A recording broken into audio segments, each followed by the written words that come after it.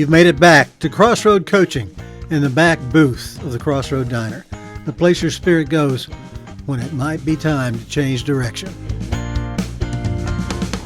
Hey everybody, Steve McCurdy. We are back in the Crossroad Diner.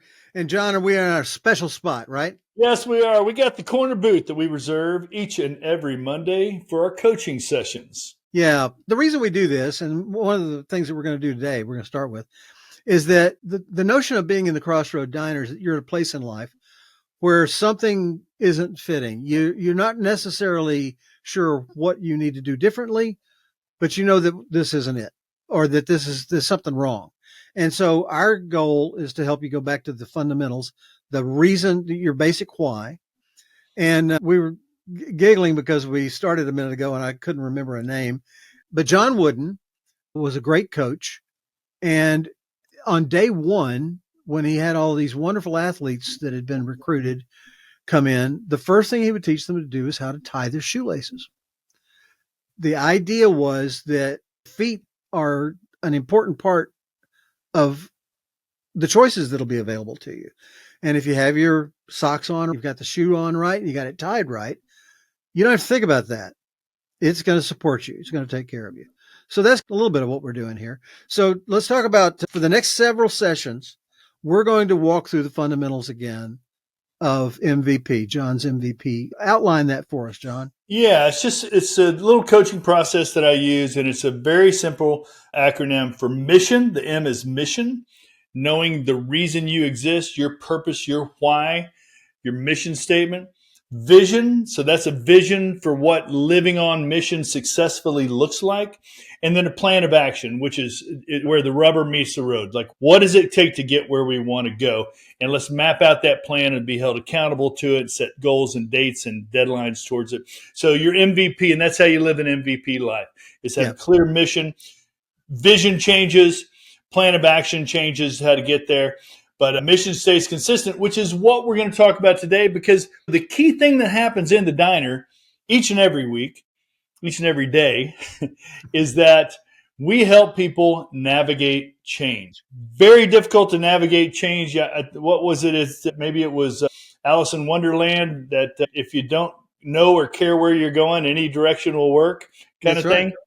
That's right. We want to help with direction. I was talking to a college student just this week, and I said, what's the big plan? And she said, I just want to get qualified to do something and make some money at it so that I can be doing that and then try to figure out what really is important to me. And I thought, wow, that's fascinating. That is fascinating. She said, I'm just kind of rolling with it right now. And, but she knew that about herself, and she was willing to make those investments into, I thought, this is pretty good. That's pretty great. So let's talk about today about mission. Back in episode 34, we went through an exercise. And if you want to go back through that, there's tools there for you to go through the exercise. But we're going to include those tools in the show notes for each of these shows as we go through it. So you don't have to do the archaeology if you don't want to. But we're going to help you look at the elements of your personal mission statement.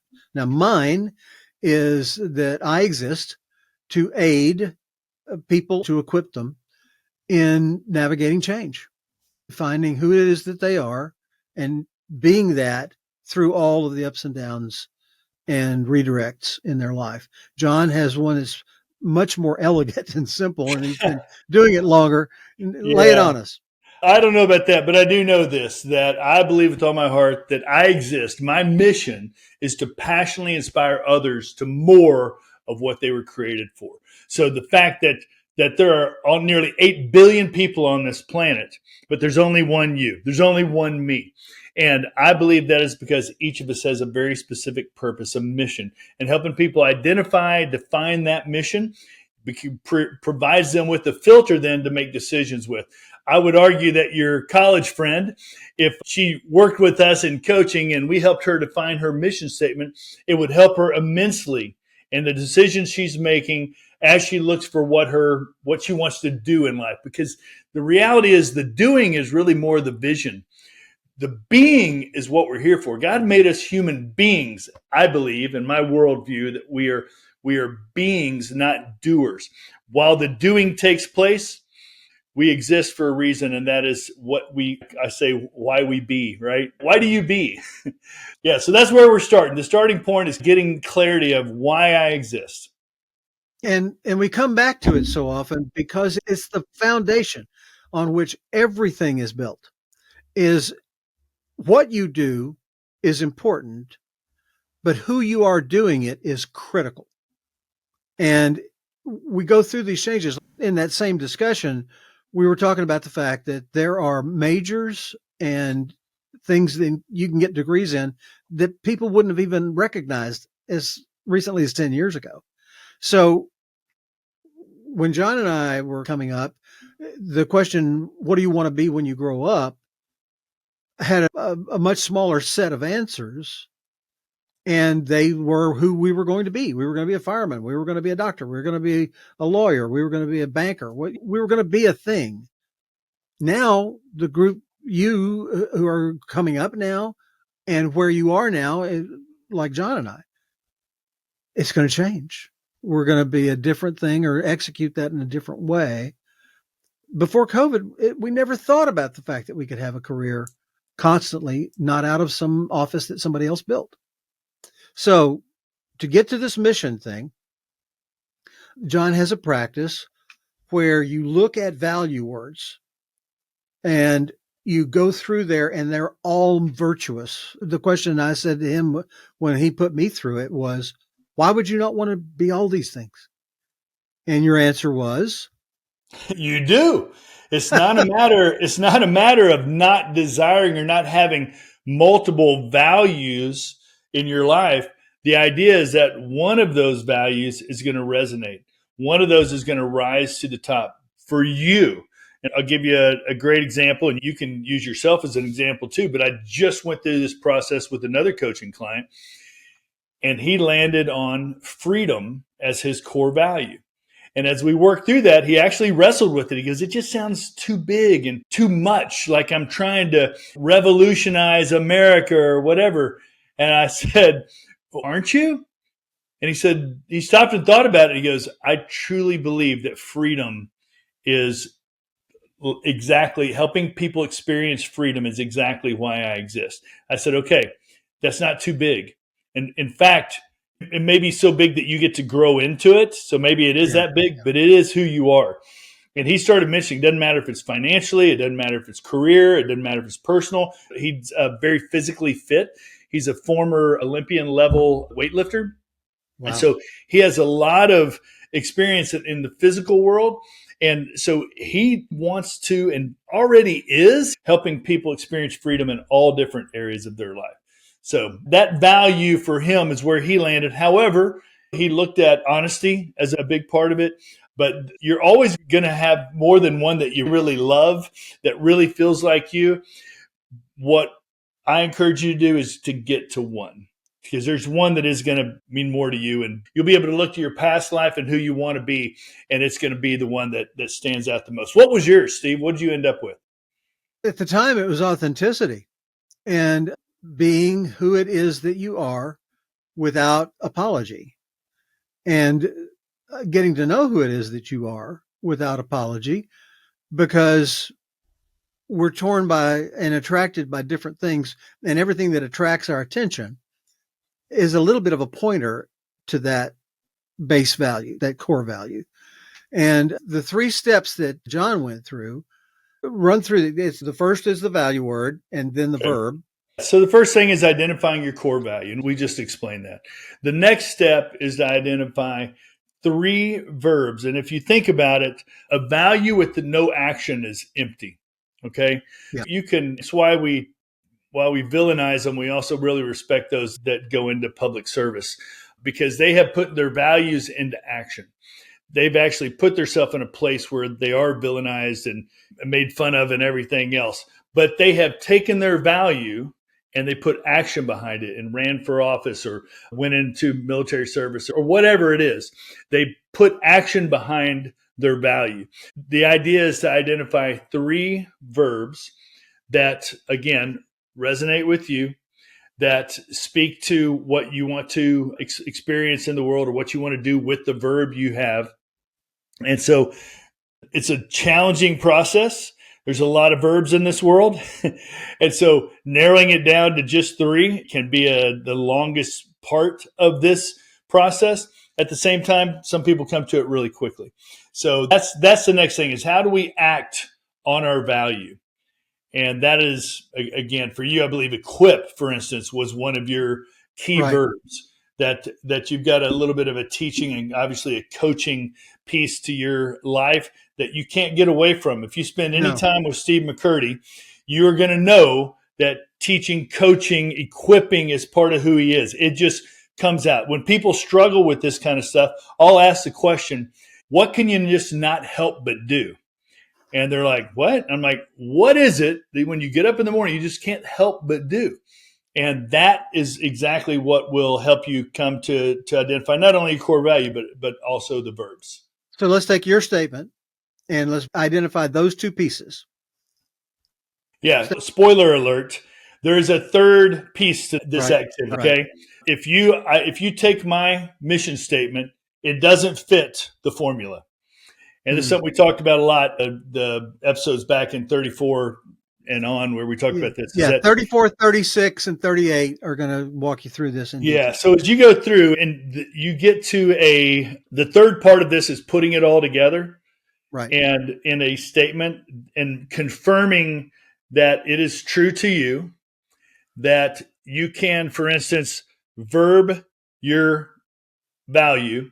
So if I remember right, I'm not going to be able to go back and remember yours exactly, but one of your verbs, when you connected it with your value, it didn't scan. work. Yeah, it didn't make a workable life real sentence. Yeah. So you had to go back to the drawing board and find a verb that did make sense. But then once you identified your 3 verbs and your core value and you laid that out, immediately you started talking about the audience that you served. So that came into play. While it's not baked in part of the process, the formula, I love process and formula because it helps give us some directional meat, but I'm way bigger on creativity and ownership. So once you get that core mission statement laid out, you get to start playing around with it and what it means to you in particular.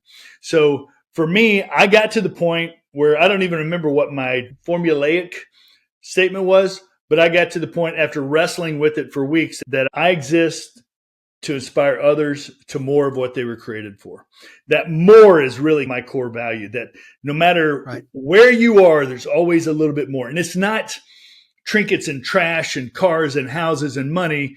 It's more of why we are here. And it's the grow or die principle that we are always evolving. We're always becoming more of who it is that we are because we're capable of understanding and executing on that. I would say we're either becoming more or less, right? We're either moving towards it or away from it.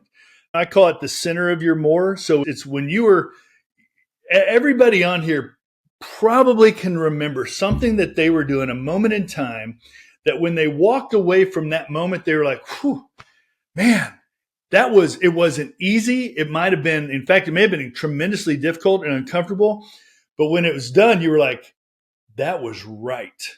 It's like the baseball player that, when you hit that ball with that bat and it hits the sweet spot and it's on, that's it. It's living in your sweet spot, living what I call in the center of your more. And that's where we're moving towards. It's a lifelong journey. We may never land precisely in our more. In fact, we probably won't because we're human and we have frailties. And as we talked about before the podcast, this guy has some insecurities that he's still dealing with. And so we have real life things that we deal with. But the idea is to keep moving. It's never about perfection. It's always about progress. And so journeys, not destinations. There you go. So we're talking value, verbs, and once you get that formulaic to this, your value, to equipped, I'm trying to remember exactly because you were to people and organizations. There's your target audience came in, even though it's not in the formula, to identify and navigate change. So really navigating change, while it's not one word, not a one word value, that's really your thing, is navigating change. That is a value a core value, specifically in your coaching, your personal personal mission statements may be a little bit different than business mission statements. Mine ended up being the same, but different people, different organizations, and depending on what your products are and those kind of things. But that's the idea is once you get the formula down, that statement, then you live with it, you let it marinate, and you might make some tweaks that make it yours. Yeah. I think it was George Bernard Shaw said, I could write a shorter story, but it would take longer. As you evolve, you're going to crystallize these things. So these sessions are about one idea, and they are building toward you having this tool in your hand of your own identity quantified and contained in words. Go back to 34 and watch John walk me through that process. Here on the show notes, you can download the list of values and some instructions on that. In our next session, we're going to talk about moving that into vision. And that's going to come in. I think we're going to do 2 sessions on that because there's too much meat for just one.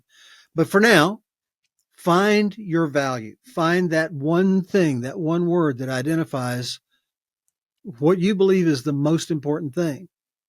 And it's going to help you with all your decisions. We're going to talk later about opportunities going to come in your way, and you have to have a series of questions to help you decide if that's a distraction or if it's on point.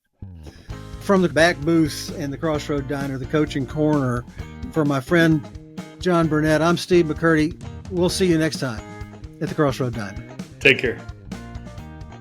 If you or someone you know has come to the place in life where what they're doing isn't quite them, and it's evident that a change needs to be made, point them to the Crossroad Diner. Maybe we can help. See you next time.